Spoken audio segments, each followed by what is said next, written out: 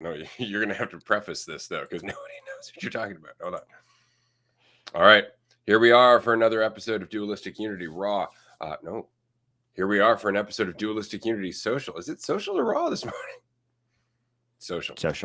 Yeah. So here we are for another episode of Dualistic Unity Social. It's Thursday. It's Thursday morning. I'm excited. We have a Patreon group right after this, and so we're just going to get into it. Andrew and I were shooting the shit here just before we started recording, and he was on to something good, so I'm just going to turn it over to Andrew. Take it away, buddy. Sounds good. First of all, I found some weed, and I don't want to criminalize myself because there's no guarantee that this place here that I'm at right now, so I'm not going to mention where I am. But anyway, found weed. Yay. So yeah, I was telling Ray just before this. Oh man, fuck, dude, I don't even know where to start with this. But I guess one of the first retreat. Yeah. So at the first retreat, I kind of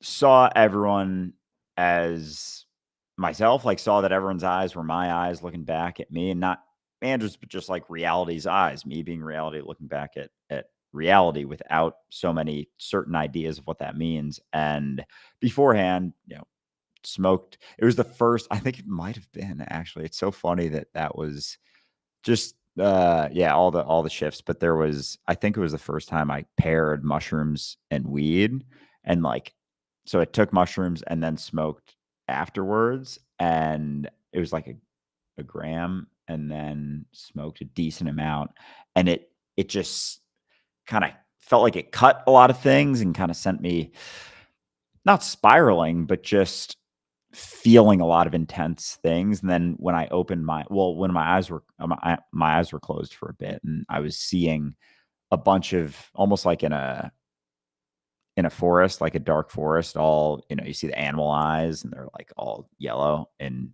movies typically, but there was a bunch of them. And then I opened my eyes, and like everyone at the retreat, everyone walking around the house was just my own eyes looking back at myself. And for the next, I don't know, 3-4 hours, I didn't leave that perspective. Like, being something separate from reality wasn't a feeling that I could even go back to. Maybe I could have if I really, really wanted to, but I didn't really want to. I was kind of just riding whatever that was out, and then started to sort of look at that and realize, without, a tether, me separate from reality, it's just expanding, expanding, expanding, like infinity.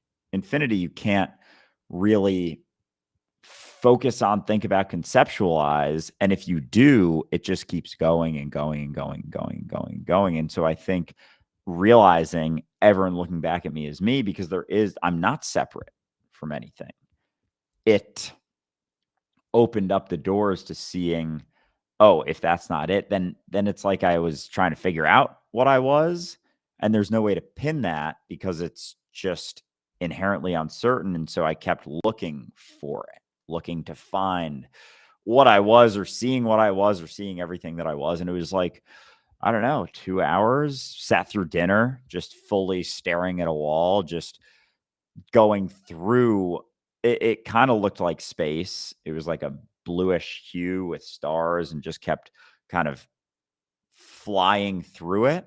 And I was so locked into it that I couldn't even hear what people were doing at dinner. There was no hunger whatsoever. I know there was some conversation had. I think for the most part, it sounded like it was a fairly quiet dinner, and not a lot of people ate a bunch. But I remember someone put some lasagna on my plate, and it was like, there was no chance I was eating anything, and I was just locked into that. And eventually chatted with Ray after a couple hours. I didn't realize you were kind of like keeping an eye on me, or had an idea of what was going on. I was just like, I don't know what the fuck's going on. I was a little freaked out, but also not. Like, I was pretty calm through it. And then you're like, tap me on the shoulder, and you're like, you want to have a chat? I was like, yes, I do. And then that feeling of everyone being me still hadn't gone away. And then chatted with Ray for a while. And I think the first question I asked was, how do you deal with being alone? Yes. Was the first thing I said. Yeah. And then we went and chatted about that. And I don't even remember exactly what was said. A lot of it was just like you kind of bringing me back to feeling what was going on. But I remember seeing, like, when we were talking, whatever whatever I was seeing, it was like the back of our heads were cut off, and it was that thing I was looking at, space, bluish hue thing I mentioned before with all the stars, was like behind both of us, and we were just talking to each other. I was like, "Oh, that's me. Oh, fuck, that's me. That's me talking to myself, interacting with myself. Everything is just me talking to myself, interacting with myself, reflective of myself. I'm not something that's separate from anything." And so after that retreat, basically realized how not, how vital, necessary, beneficial, important perception of self is. Like, I don't know, maybe it's not necessary. Just at this point for me, it's like, yeah, there is a degree of it, but it just depends on how invested you are in that. And basically for the last, and I've got, we're always going back and forth with stuff, going in and out of things, but for since then, basically, that was November of 2022. And now and I'm not saying like I'm in or out of anything. It's just like I recognized that sort of wave of digging into myself, focusing on myself, looking at myself, trying to control how I am, how I'm perceived, how I'm looked at in varying ways. There's so many variations of the ways that, I assume I should be acting like this, being like this, and then trying to, and it doesn't match with who or what I am naturally. And because of that, there's like this crazy ass back and forth. And it's not just like especially the side I've realized more that I think is allowing me to see things a little bit more clearly is the responsibility side. Like, there's this side that's, oh, it's freeing. It's freeing to realize, oh, I'm not what I think. That initial thing, oh, if my past isn't me, then I'm not what I think. And there's like a freedom coupled with a fucking lack of responsibility with that insight.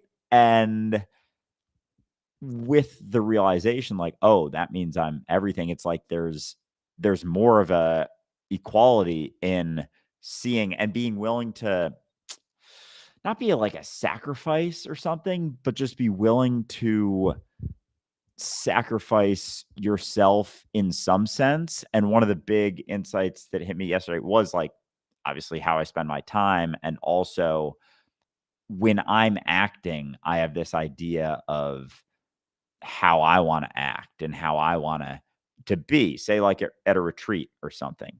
If someone comes to a retreat having this idea of me that I like always know what I'm doing, always feeling good, like that's a tough, I'm realizing too, like that's a tough thing to break through. Like most of the time we just see people how we want to see them. Like no matter how the person acts, we'll see them how we need to see them. So even if I'm at a retreat and like I I go through, because we're just like left on our own. And I know this is like a long rant here, but I'll pass it back to Ray in a bit. But I know, like at a retreat, we're kind of like left with ourselves, with yourself. And it's a beautiful experience because there isn't anyone pushing or pulling you in any given way. But if you've utilized tactics to distract yourself from being willing to be yourself, or are coming in with some preconceived notion of how you think you should act, of how you think you should be, based on just a bunch of fucking assumptions, then there's gonna be a resistance to how things are playing out. And so because I personally, looking at myself, have a resistance to stumbling, falling, messing up, doing all that stuff, that has caused me to be more hesitant throughout my life. And I'm not saying like, oh, I just fucking overcame all that last night, but I have such a resistance to that because of how it makes me feel. But through, you know, the responsibility component, like realizing, and it's not like a responsibility in the sense of you have to act in a certain way, you have to do this, you have to do that, but there's a willingness to not live up to your own idea of the way you think you should act. And so if someone has an idea of someone, which people online probably think I do. Again, I don't know what ideas people have, but that's kind of an irrelevant component in a sense. But at the same time, people probably do, or if they listen to the podcast, maybe they do. And so me stumbling, me falling, me messing up, and like being totally cool about it is probably the best thing for someone to see if they're hesitant about messing up, feeling like it means all these things. Like if I just say random shit, do random shit, talk about whatever the fuck I want, and just like bounce around, kind of like how Ray acts at the retreats, honestly. And when things play out in a certain way, or you look ridiculous or absurd, like there's not a concern about that.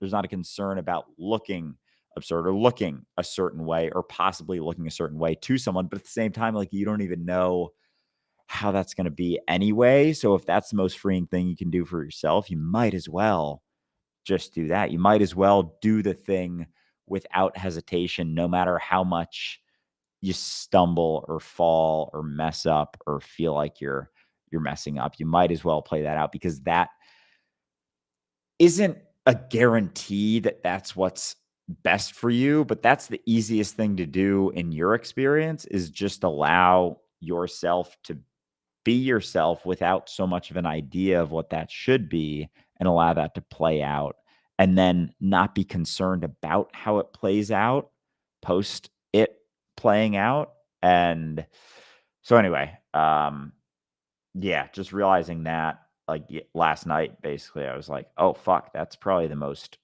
freeing thing I can realize. And I've definitely said it before too. Like the best thing for someone else may be seeing me in a certain way, or seeing, just realizing that you can act without hesitation and not be concerned about how the chips fall, and let them fall. And that's intelligence playing out, right? Like that's us not having an idea going in with a hesitation, with trying to control yourself.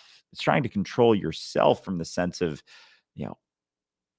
being hesitant, double checking, being worried about, oh, is this the right thing to say? Oh, is this the right thing to say? What's the right thing to say here? What's the best thing to do here? It's like, instead of just following that gut, following that intuition, and having faith in yourself. Like it's just having faith in yourself. So anyway, that was a lot, but I'll pass back to Ray. That was fucking awesome. Great rant, buddy. That was really good. That was a good flow. Do you remember what my answer was to you when you asked me, how do you deal with being alone? Honestly, I don't even know. It doesn't change anything. Yeah. It doesn't change a thing. See, it's interesting because what we're talking about is, it's kind of like the Christian idea of a triune God, right? And what I mean is that, the Father, the Son, the Holy Ghost, right? So you got, man and God and the Holy Spirit, whatever the Holy Spirit might be. We'll get into that in a second. So on the one side, we've got all of the thoughts about being human, all of the thoughts about being who you think you are, your identity, right? You, the individual, separate from everything else. You've got an entire spectrum of thought about that. Then on the other side, if you can let that go, you've got all of the thought about how you are not that. You've got all of the thought about how you're the whole. You've got all the thought about how the whole works, all the insight, all the recognition, all that other stuff. But now you're looking at the whole. And then in between both of those, you have what you're doing right now, which is the actual action of reality, the action that's happening. It's not a thought.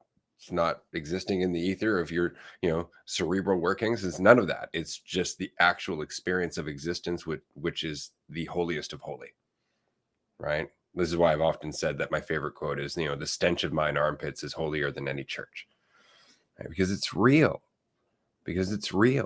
It's an experience you're actually having.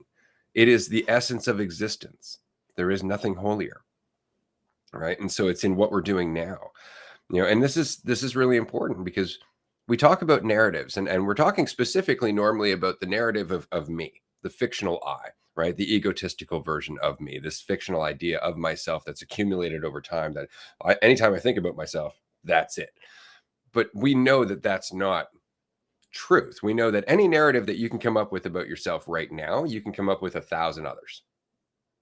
So if you can do that, then none of them are the truth in themselves.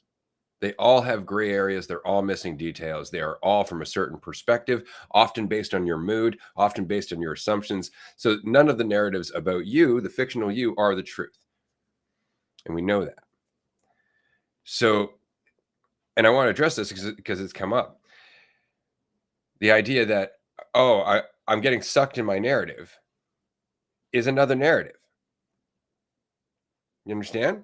Like, as soon as you think to yourself, oh my God, I'm stuck in my narrative again. No, you're not. If the question is, am I stuck in my narrative? Just answer no.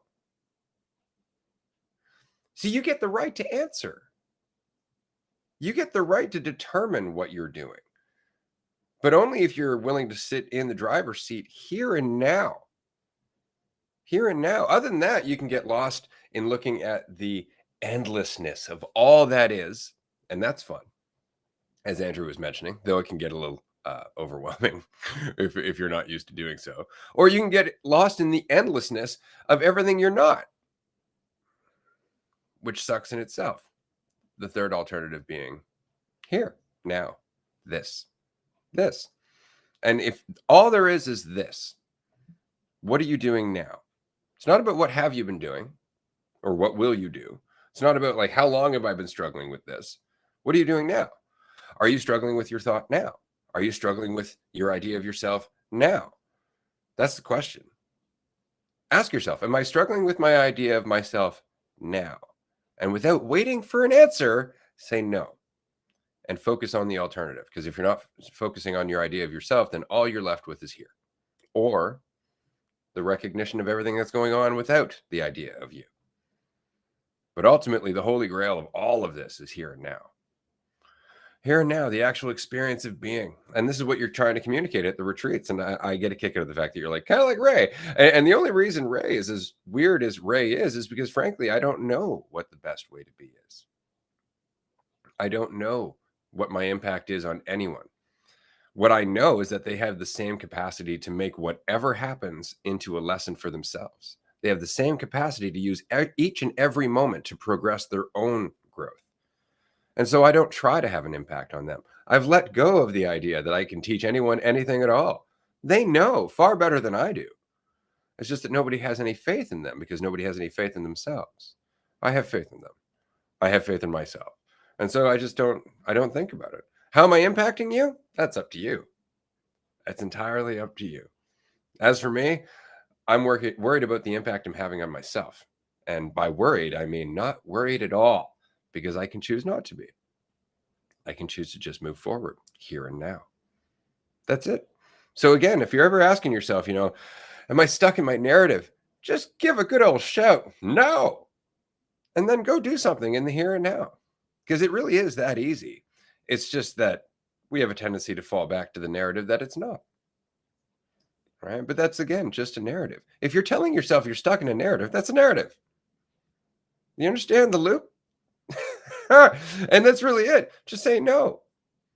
No, I'm not stuck in a narrative.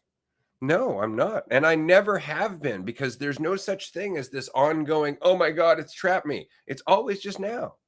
Am I thinking about myself now? No.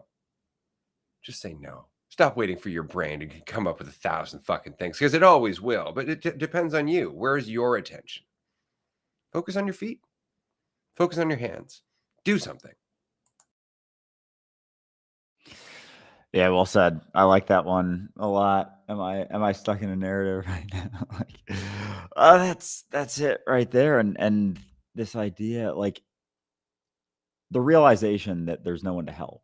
Like there's nothing, like you trying to help someone, you trying to be there for someone and thinking that they need you is very much reflective of yourself and the faith you have in yourself, because it's the same sort of thing. Like if you have faith in yourself, you have faith in everyone to have faith in themselves, or to be willing to see it in themselves, right? And so that response to someone who's going through something, like, yeah, you got this. Like you're the best one for the job every single time, no matter what you're going through, no matter what you're dealing with. And so much of it is the idea, even the assumption that I should be acting differently, that I should be different than I am that overcomes that experience of being where you're at and just being yourself here and now, like coming up with, oh, this should be happening, this shouldn't be happening. I should be acting like this, I shouldn't be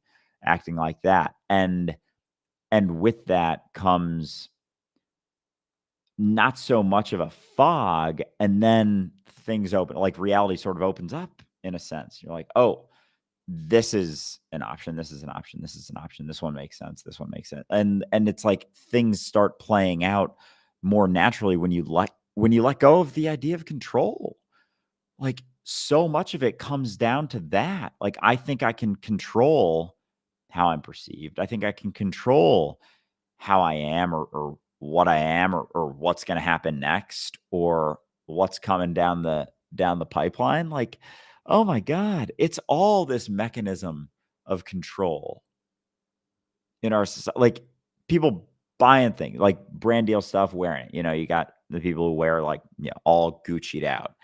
That's a desire. That's an attempt to control other perceptions. And yet you're going to get all sorts of perceptions from that. There's going to be some people who do the same thing and they'll be like, "Oh, that's cool. That's cool. Oh, I want to be that And people person." think you're a douche.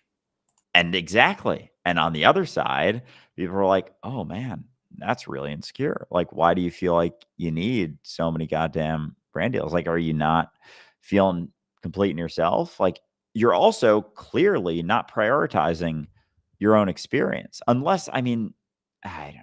And people are going to argue like, "Oh, well, I just like Gucci products." It's like, and that's totally fine, but they're also not higher quality than any other thing. So it really is just the logo that you got there. But People say a lot of shit.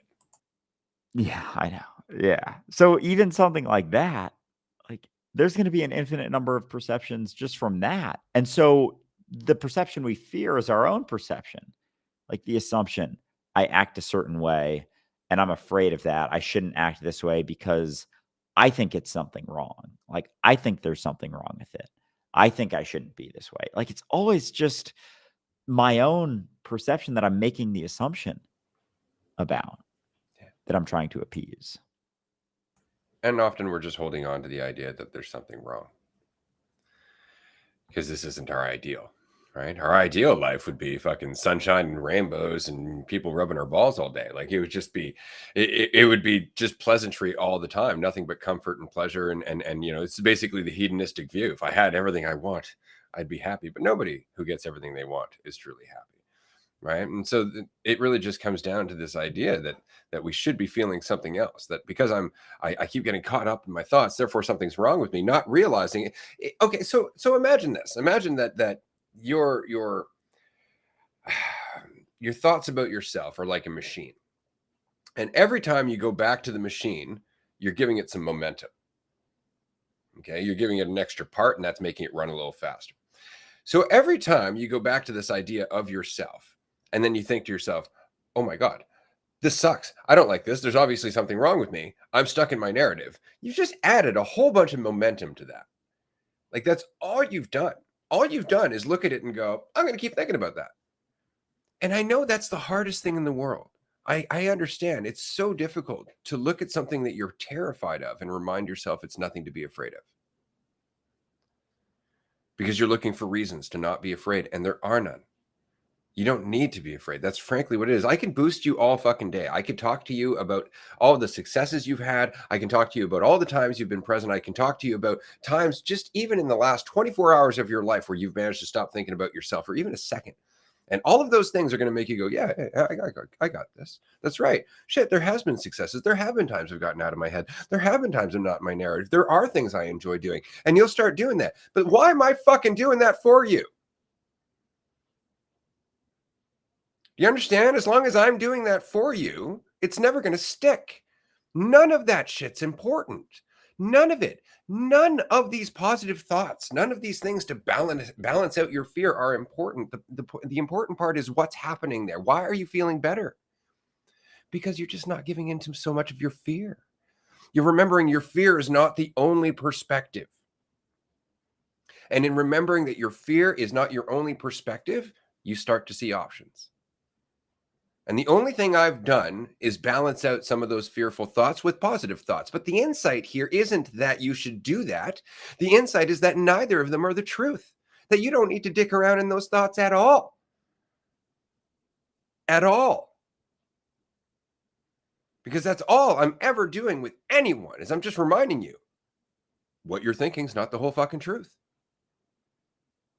That's all I'm ever doing. That's all I've ever done at a retreat. I'm not a soothing person. If you come up to me and you're super like, yeah, I'm more enlightened anyway, I will fucking tear you down. Does that sound compassionate? No, but it's what I would do with myself because I can recognize the dangers. All I'm doing is just pointing out that there are two sides to every thought. There are two sides to every thought. And if both of them are valid from the perspective of the person perceiving them, then neither of them are the whole truth. Which means that as much as you can perceive yourself as being stuck in a narrative, you can equally see yourself as never having being stuck in a narrative, just learning it the hard way, just learning about narrative. You could change your perspective of everything right now, or you could just let the perspective go and focus on where you are here and now. But all I'm ever doing is showing you that there's a balance to our thoughts. There's a wider spectrum. That's all I've ever pointed out is that there's more. There's more because the problem isn't necessarily thought. It's the thoughts we get stuck on. It's the thoughts that become our prison. And so reminding ourselves that they never were is really the only thing that works. But I can remind you, I can remind people until I'm blue in the face, and it's only going to stick to the degree that they're willing to let it stick. That's the funniest part. They think, "Oh, you guys are doing a great job." No, no, no, no. It's you. It's you. The fact is that if you went back and listened to season 1 of the podcast in a new mentality each and every time, that's all you'd ever need.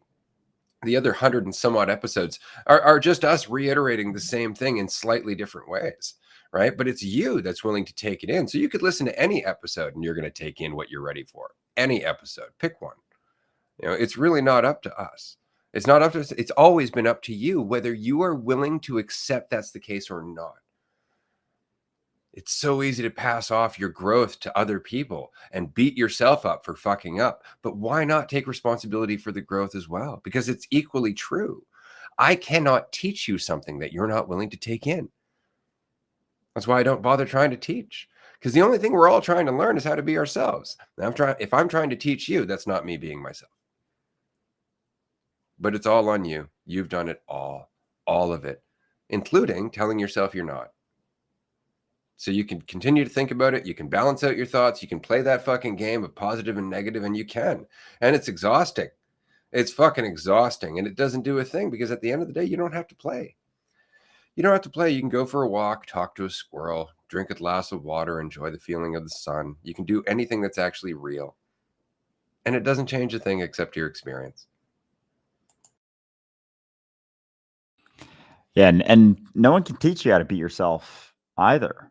Like with such a big community of a society, like there's so many ideas of what you should be, the right way to be, the right way to act, the normal way to be, but no one, as much as, if you were trying to remind someone of like, don't have to take this as seriously, blah, blah, blah, like there's no way to, in any way, shape, or form, get across to someone how they can be themselves. Like that is entirely on each and every person. Like you can't ask anyone how to be yourself. You can't look to a rule book or a manual or a guideline on how to be yourself, like how to be yourself.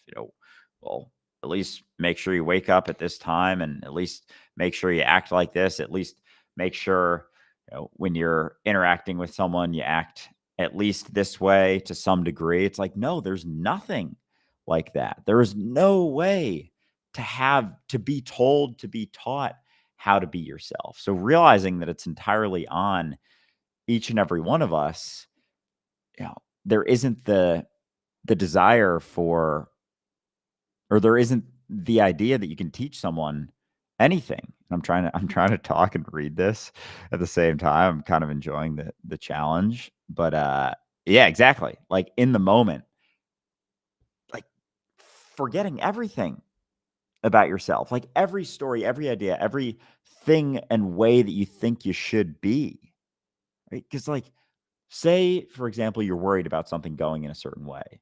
Like, that's trying to control the situation, thinking that it going the other way is better for the situation. But it's not about controlling the situation to go in the way that you think it should go. It's about realizing that no matter how the situation goes, like, you'll be fine. You'll be okay, no matter how the chips fall. It's like, and you'll learn a bunch of stuff.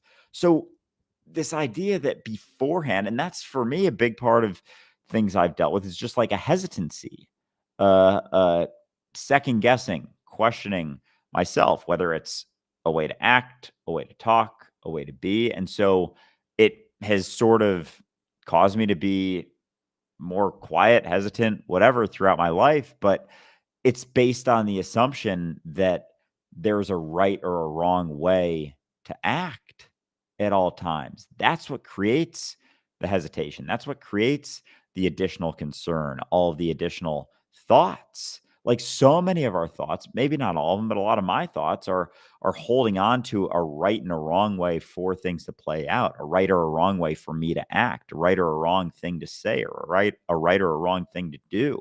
And because I'm so afraid of the wrong thing playing out, it's like, just gonna fucking, like, basically avoid it, basically not look at it, basically not go through it, instead of realizing no matter how it plays out, you'll be fine.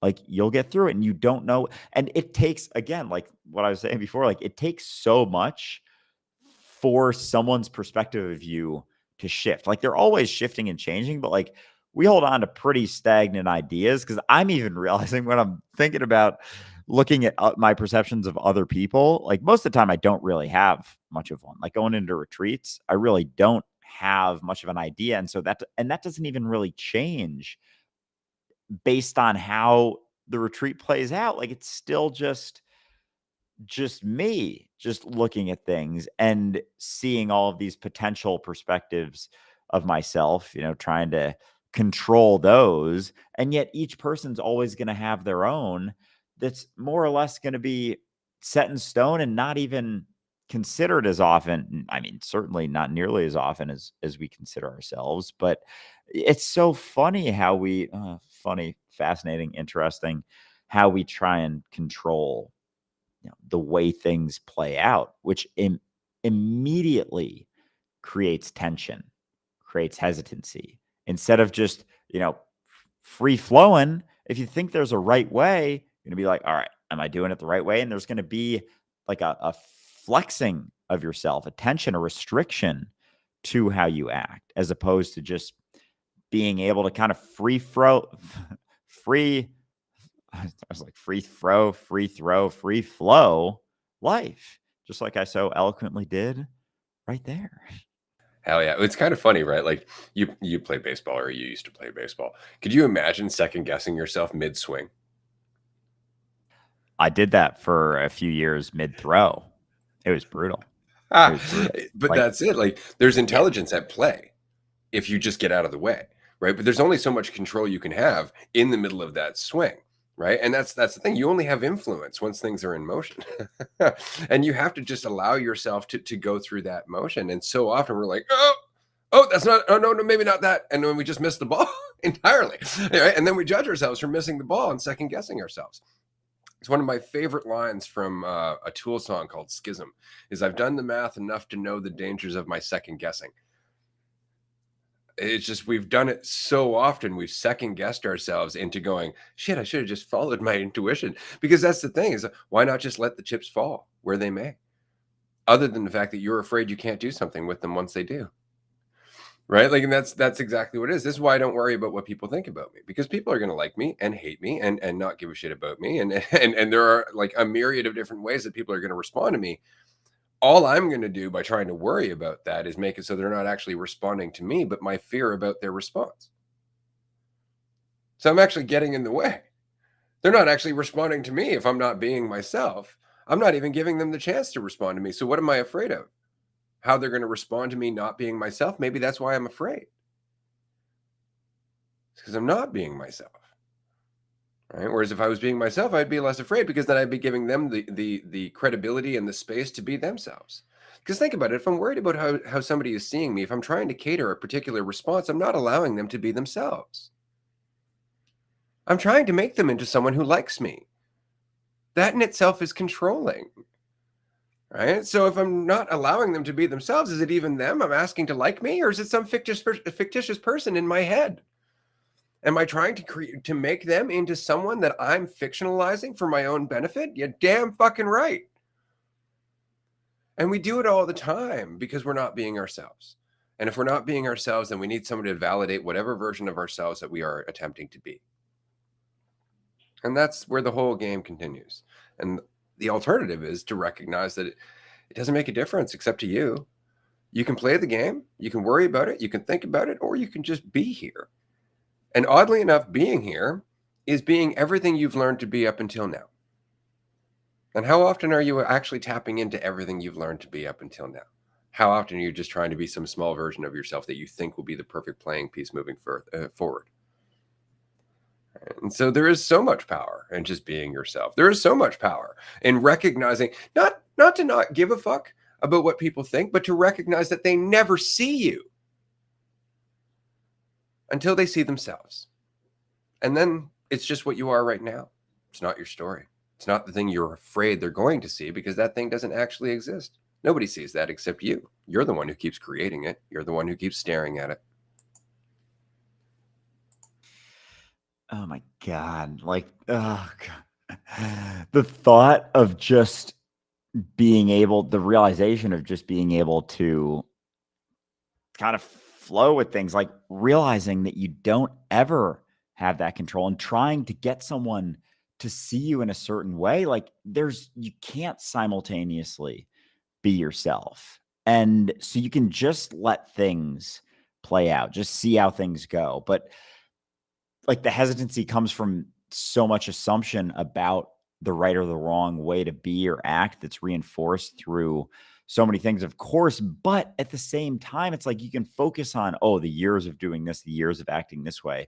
But it's just the idea, the narrative that it's incorrect to be that way. And so even thinking back to, certain experiences I've had that kind of, like, memories that stuck with me, experiences that really seem to have an impact, but then, it's like I'm remembering them and it's like I'm not even remembering how it actually went. There was this assumption that came along with it that I acted incorrectly in those moments, and it's it's and so therefore can't act on it again. Like, every situation, even the ones where, I was internalizing things and it was just a me experience, and also the experiences where I had impact on other people that I, regret or wish didn't happen. Like, those ones too started with me focusing on myself, looking at myself, thinking there's a right or a wrong way to act, trying to control the way that I act so that I feel better, so that I see myself in the way that I want to see myself in a certain way. Like, oh my God, like, even the thought of, like, with drinking, for example, like, I've done some dumbass shit when I'm drunk, some really, really, really dumb shit. And it always I mean, every time I've drank and drank too much, it was a discomfort, right? It was a discomfort with being myself. The assumption I can't just be myself. I have to numb myself so I can be myself. Like, I have to numb myself so I can act freely, as opposed to just allowing myself to act freely. And it's that same holy fuck. It's that same sort of thing where, you have an assumption about a situation going in, a right or a wrong way to act. And instead of just jumping in, letting go of the idea that there's a right or a wrong way, you avoid it. You're like, I'm gonna avoid. Holy Christ, dude! It's like the same fucking mechanism. If you're drinking, instead of, it's like, I just don't want to see myself being myself. But then it comes with a fuckload of a lack of awareness when you drink and drink too much. Of course, that's going to have a detrimental impact on a bunch of things. And, like, we'll go into that and we'll get into that instead of just being like, why am I so fucking hesitant? Why am I so fucking concerned? And looking at that and looking at those feelings, letting go of this idea that, oh, I can't act like this or be like this, because that's like the long game right there, more or less. Like, just as an example, say you're uncomfortable dancing at a party. So you have a few drinks, whatever. Instead of just being uncomfortable dancing and doing it anyway, like you can't get better at something unless you fucking do it.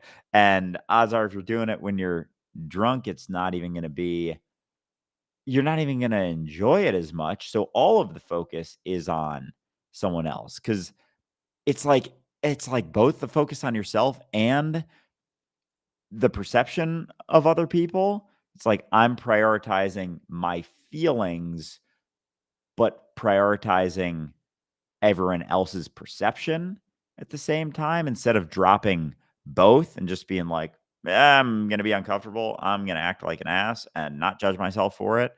And that's okay. And an ass in the sense of like, just being free, free flowing, acting naturally without so much hesitation, just following that gut, following that instinct without the assumption that you should be different.